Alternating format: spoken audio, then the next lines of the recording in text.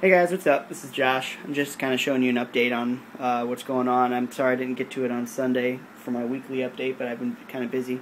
I took a lot of stuff out just so that I could kind of get everything outside and go in the sun. I'll probably move this out here pretty soon so that it gets more light. But I've got plenty of tomatoes on here. I've got quite a bit. So this system's doing pretty well, and my grape plant is doing well as well. And I moved my... there used to be green beans underneath here, and I moved them out because I got I figured I could try and go outside and do a lot of stuff out there, but it turned out that I didn't I couldn't really use them again because they weren't doing so hot, so I trashed them except for one to try to keep it survived. So, but I got two 55-gallon tanks here that I just recently got for like $50 a piece. And I built this shelf to have them sit on. These are going to be breeder tanks for my tilapia. And as you can see, they're super hungry. They're hungry little hippos. So they're doing pretty good. They're staying healthy and running around and being goofy. So I've got 3 sitting in there as well. But I want to move some out so that I can have more room and put maybe 6 in each tank. That way I can have breeders. And then this is my other grow table for aquaponics. And I have carrots growing in here, that's what you see. And then a bucholokia plant. Bucholokia. And then this right here is celery. Yeah, celery. And the plants are just in here to kind of, this serves as a biological filter for the fish waste. And the plants will eat the fish waste and whatnot. Yada, yada, yada. Everybody knows that about aquaponics already. So it's, I built this table this past winter, and it so far has served me pretty well. I have one metal halide light and then one high pressure sodium in here just to kind of help with flowering and green growth. So I'll be moving more of these guys outside. I already moved about 10 outside.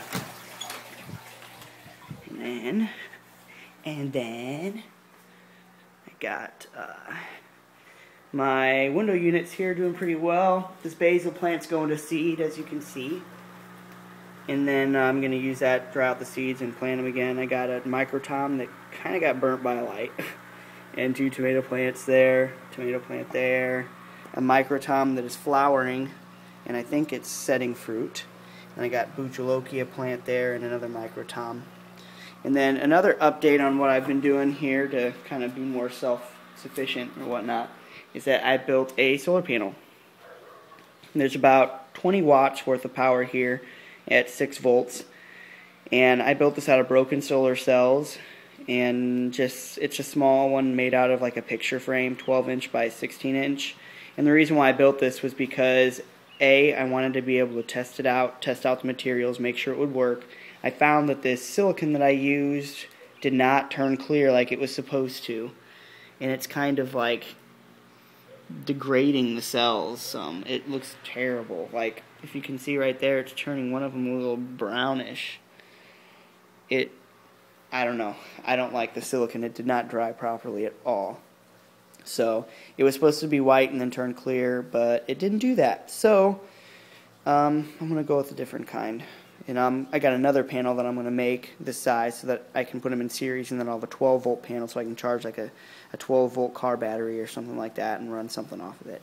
Really, I don't know what I'm going to use them for, but when I have tempered glass, large sheets, so I'll be able to put huge solar panels up on my roof and get some grid tie inverters so that I can supplement my electricity with it. So it's a tedious project. It's really cheap to buy the cells. These things, I think I got like 36 of them for like $30.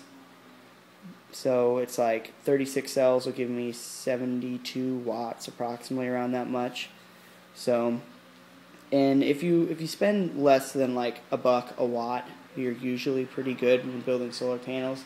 It just takes a lot of time to put them all together and stuff. So, but it's a hobby, so at least this hobby might return something as opposed to just, wasting money. So, alright. In future videos I might put an update, like I might actually do a tutorial on how to build them, just because a lot of them I've seen online are kind of they don't really explain too much. But here are my tomato plants that I moved outside to dirt. And this one's doing the best. It's already got some buds on it, about to flower. And some more tomato plants. And then I planted some flowers here, or planted seeds to have them come up, and hopefully they'll attract more bees. My potato barrel is doing awesome. I started with 4 potatoes here, and I just keep filling up the dirt. You know, I started with about like this much, if that's the bottom, and then every time it grows, I'll just keep adding dirt, and every time you add dirt, it sends out more shoots to the outside of it, and it'll fill this barrel with potatoes. So instead of having to put them out in your garden where they take up a lot of square footage, just grows them vertically so that you can save space. So if this works, I might get a couple more barrels. So I got my aquaponics tank doing pretty well. The fish are sitting in there somewhere. It gets kind of chilly out here, so I put some heaters in there to warm it up.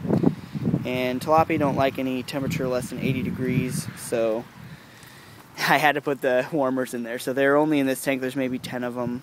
And then I've got broccoli plants growing. They're looking pretty pathetic, pretty skinny, so I might pull those. I've started some other plants in here by seed, so.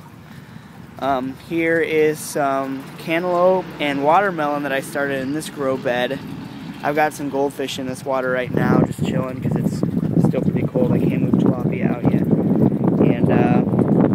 And these plants have kind of gone through root shock because I moved them, so they'll end up being alright.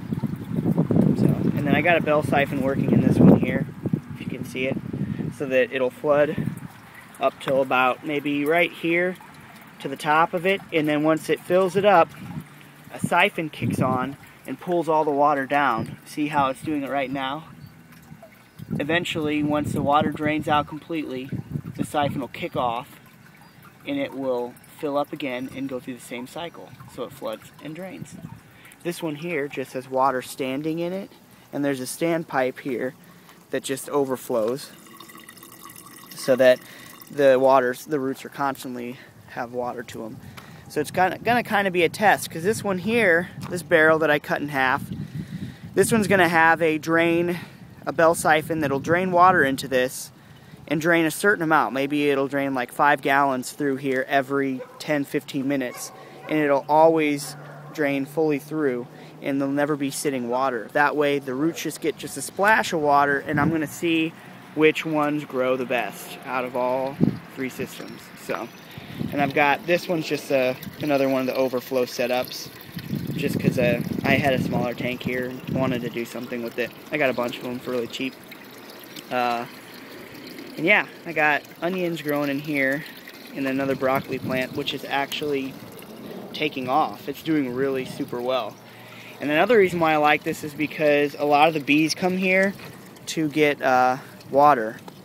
The water kind of comes in over here, and the bees just kind of sit on top of the rocks and pull water off of it. You can't really see the bees very well right now, but there was like hundreds of them swarming around here, so it was pretty cool. So, in this system, I'm probably going to scrap and turn into a potato barrel, because I can't tell if my fish are alive or dead.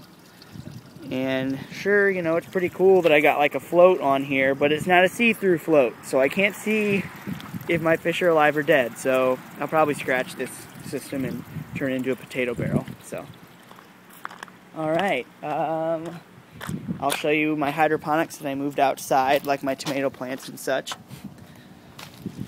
I started these here for my outdoor garden. I got about a 2,000 square foot garden, and it's doing pretty well. I'll do an update on that once it gets kind of further along. And here's pepper plants, tomato plants, and one of the green bean plants I tried to save. And then here's some buchalokia, or ghost pepper plants, hottest pepper in the world. I got them growing in there. And I just have them kind of hanging from wire trellised up here, so we'll kind of see how it works. I wanted to move everything outside because it's getting warmer. You might as well use the sun instead of having to use grow lights. So that's kind of where I'm at with that. So just let me know what you guys think, and I'll be updating you this coming Sunday. So thanks. Later.